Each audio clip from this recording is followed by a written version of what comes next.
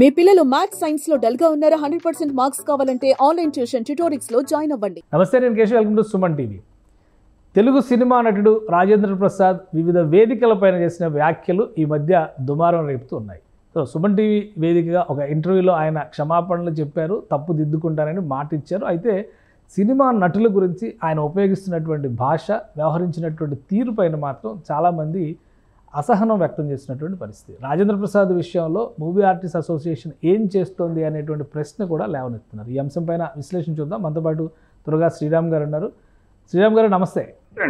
శ్రీరామ్ గారు, సినిమాలో నటించేటువంటి నటులు వీళ్ళ ఇన్ఫ్లుయెన్స్ చాలా ఎక్కువ ఉంటుంది. వాళ్ళు ఏం చేసినా కానీ జనాలు ఫాలో అయ్యేటువంటి పద్ధతి ఉంటుంది.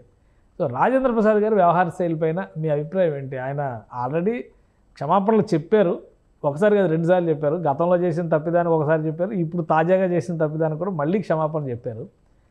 ఎలా చూడాలి? వరుసగా రాబిన్ హుడ్ అనే సినిమా దగ్గర వార్నర్ అనేటువంటి క్రికెటర్ గురించి మాట్లాడిన మాటల దగ్గర నుంచి నిన్నగాక మొన్న జరిగినటువంటి ఎస్వి కృష్ణారెడ్డి గారి పుట్టినరోజు వేడుకల్లో చేసిన వ్యాఖ్యల వరకు ఎలా చూడాలి?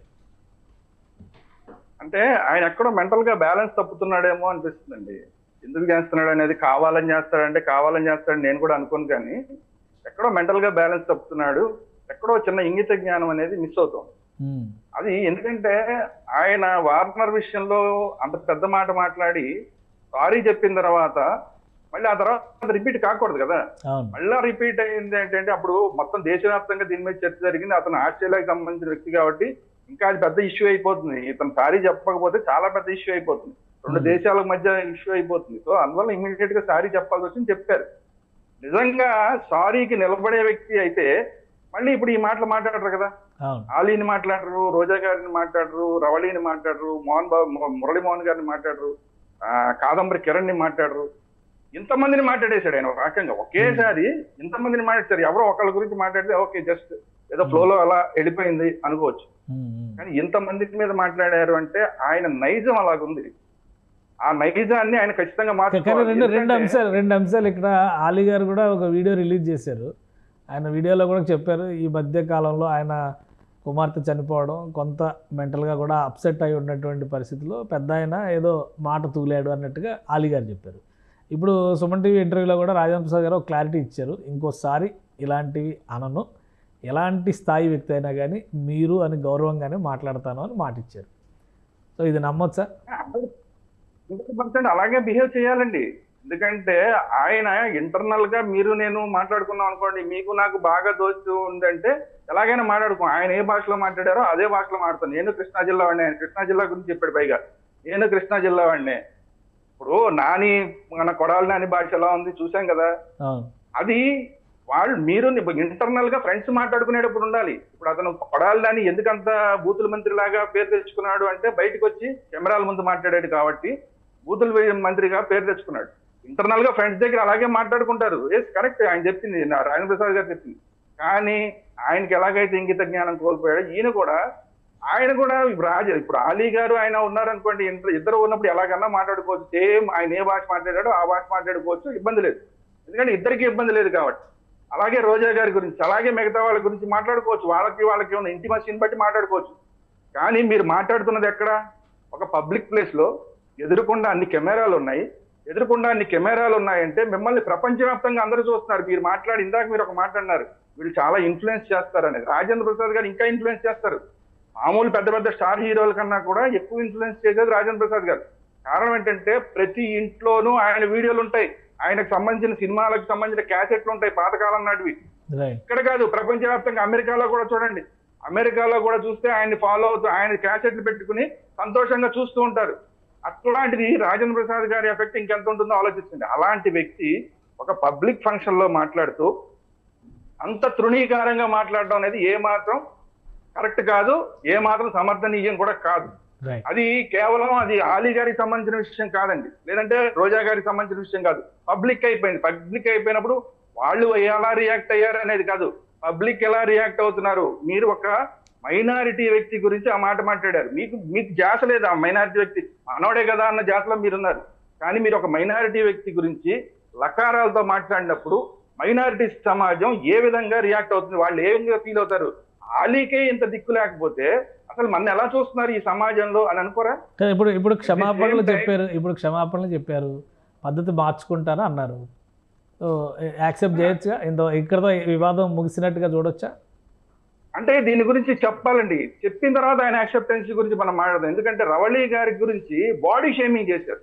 ఒక మహిళ గురించి బాడీ షేమింగ్ చేయడం తప్పు కదా, ఆవిడ హక్కులకి భంగం కదా. అలాగే పెద్ద ఆయన మురళీమోహన్ గారిని మాట్లాడారు, అలాగే రోజా గారిని అది ఇది అని మాట్లాడారు. అంటే మహిళల మీద గౌరవం లేకుండా మాట్లాడారు, ఇంతమంది మీద గౌరవం లేకుండా మాట్లాడారు, మిమ్మల్ని ప్రపంచం అంతా చూస్తోందన్న విషయాన్ని మర్చిపోయారు అంటేనే మీరు బ్యాలెన్స్ ను కోల్పోయారు. దీన్ని సరి చూసుకోవాల్సిన బాధ్యత ఉంది. ఇప్పుడు మీ దాంట్లోనే ఇంటర్వ్యూలో మాట్లాడుతూ ఆయన సరి చేసుకుంటా అన్నారు.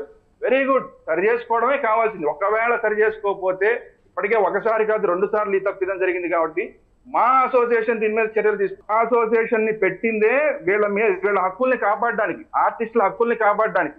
హక్కుల్ని కాపాడలేకపోతే మా అసోసియేషన్ ఎందుకు? పైగా ఈయన అందులో ఒక ప్రెసిడెంట్ గా చేసి ఉన్నాడు అంటే ఈయన ఇంకా బాధ్యతగా ఉండాలి. అంటే హక్కుల్ని కాపాడడం, మెంబర్స్ యొక్క హక్కుల్ని కాపాడడం ఇంకా బాధ్యతగా ఈయన తీసుకోవాలి. మా నుంచి ఇంతవరకు రియాక్షన్ రాలేదు కదా, చర్యలు తీసుకోవాలి. మా నుంచి ఇంతవరకు రియాక్షన్ ఏమీ రాలేదు. ఆల్రెడీ ఆయన అపాలజీ చెప్పారు కాబట్టి సమస్య కన్క్లూడ్ అయినట్టుగా ఇండస్ట్రీ కూడా భావిస్తుంది అని అనుకోవచ్చు. ఎవరు సీనియర్స్ ఎవరు మాట్లాడలేదు. మీరు మురళీమోహన్ గారు వీళ్ళు అన్నారు, ఫంక్షన్లో చాలామంది పెద్ద మనుషులు ఉన్నారు, అచ్చిరెడ్డి గారు కానీ, ఎస్వి కృష్ణారెడ్డి గారు కానీ, ఇండస్ట్రీతో 30-40 ఏళ్ళ అనుబంధం ఉన్న వాళ్ళు చాలామంది ఉన్నారు. ఎవరు సీరియస్గా తీసుకోవాలో ఒక పర్సనల్ వ్యవహారం అనేటువంటి రీతిలో దీన్ని కొట్టిపడేస్తున్నారు. సో ఇక్కడతో కన్క్లూడ్ చేయడానికి అవకాశం లేదంటారా? అంటే నేను కూడా ఏమంటా అంటే, ఇప్పుడు ఆయన మీ ఛానల్లోనే చెప్పారు కాబట్టి నేను సరిదిద్దుకుంటా అన్నారు కాబట్టి దీన్ని ఎక్కడితో వదిలేయాలి, ఖచ్చితంగా వదిలేయాలి. కానీ నేనేమంటానంటే అంతకన్నా ముందే మా రియాక్ట్ అయ్యి ఉండవలసింది, ఆయనతో మాట్లాడి ఉండవలసింది. ఎందుకంటే ఇది చిన్న విషయం కాదు. ఇప్పుడు ఇలాగా చిరంజీవి గారి గురించి మాట్లాడితే రేపొద్దున ఏంటి పరిస్థితి? బాలకృష్ణ గారి గురించి మాట్లాడితే అందరూ ఫ్రెండ్సే కదండి, అందరూ ఫ్రెండ్స్, నా ఫ్రెండే కదా అని మాట్లాడితే, ఇప్పుడు సీనియర్లు కూడా ఇప్పుడు చిరంజీవి గారిని బాలకృష్ణ గారి నుంచి మాట్లాడితే అప్పుడు కూడా మాట్లాడకుండా ఉంటుందా?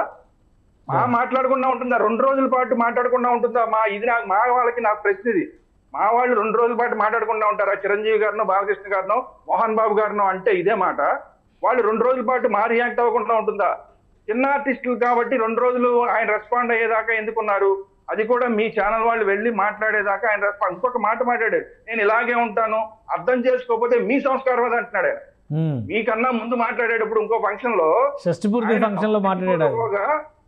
తప్పు దిద్దుకోకపోగా నన్ను సరిగా అర్థం చేసుకోతే అది మీ సంస్కారం అంటున్నాడు. ఏ సంస్కారం?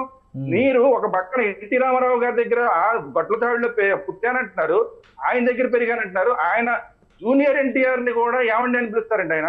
నిన్న ఆ మాట మీ ఇంటర్వ్యూలో కూడా చెప్పారు రాజేంద్ర ప్రసాద్ గారు. మరి ఇది ఎందుకు మర్చిపోయారు? మీరు రామారావు గారిని అంత ఫాలో అయ్యే మనిషి, ఆ చిన్న లాజిక్ మీరు ఎలా మిస్ అయ్యారు?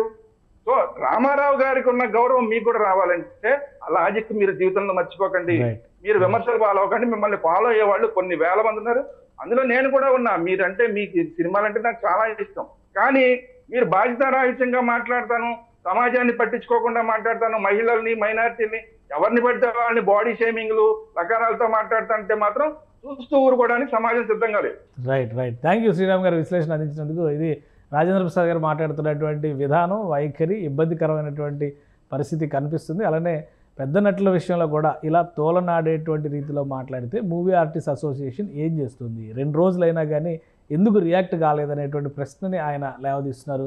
ఒకసారి కాదు, 2 సార్లు కాదు, 3 సార్లు రాజేంద్ర ప్రసాద్ గారు ఇలా నోరు జారడం అనేటువంటి విషయంలో మీడియా ముందా తడబడడం అనేది చాలా క్లియర్గా కనిపించింది. ఆయన ఇచ్చినటువంటి మాట ఒకవైపు మనం తీసుకుంటే, మరోవైపు నుంచి మూవీ ఆర్టిస్టుల గౌరవాన్ని కాపాడడంలో ఫెయిల్ అయిందని శ్రీరామ్ గారు విమర్శిస్తున్నారు. ఇది special discussion. Keep watching. Suman టీవీలో మీ పర్సనల్ అండ్ బిజినెస్ ప్రమోషన్స్ కోసం కింది నెంబర్కి కాంటాక్ట్ చేయండి.